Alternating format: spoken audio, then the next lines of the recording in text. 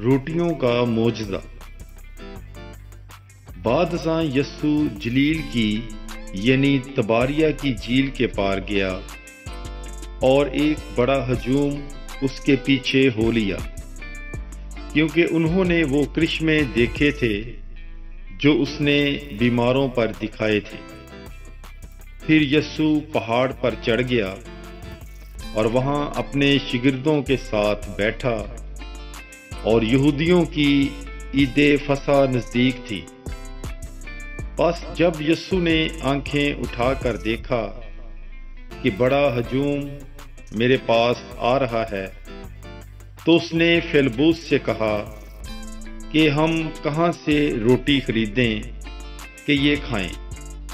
مگر اس نے اسے آزمانے کے لیے کہا تھا، کیونکہ وہ آپ جانتا تھا کہ میں کیا کرنے کو ہوں۔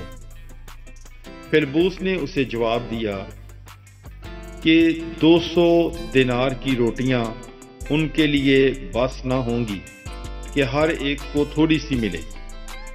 اس کے شاگردوں میں سے ایک یعنی شمعون پطرس کے بھائی اندریاس نے اس سے کہا کہ یہاں ایک لڑکا ہے جس کے پاس جو کہ 5 روٹیاں اور 2 مچھلیاں ہیں، مگر یہ اتنے لوگوں کے لیے کیا ہے؟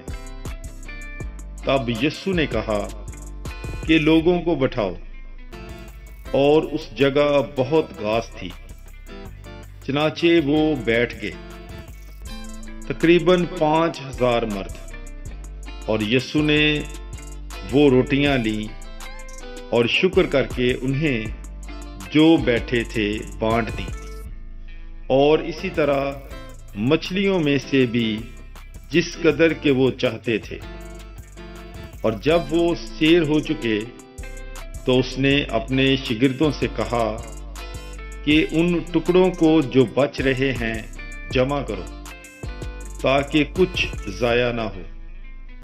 سو انہوں نے جمع کیے، اور جو کہ 5 روٹیوں کے ٹکڑوں سے جو ان کھانے والوں سے بچ رہے تھے 12 ٹوکریاں بھریں۔ تب ان لوگوں نے یہ کرشمہ جو یسوع نے دکھایا دیکھ کر کہا کہ در حقیقت وہ نبی جو دنیا میں آنے والا تھا یہی ہے۔ پس یسوع یہ جانتے ہوئے کہ وہ چاہتے ہیں کہ آئیں اور مجھے زبردستی پکڑ کر بادشاہ بنائیں، پھر پہاڑ پر اکیلا چلا گیا۔ پاک کلام کے پڑھے اور سنے جانے پر خداوند کی برکت ہو، خدا کا شکر ہو۔ مقدس یوحنا کی انجیل اس کا 6واں باب پہلی آیت سے لے کر 15ویں آیت تک۔ God bless you. Bible is life.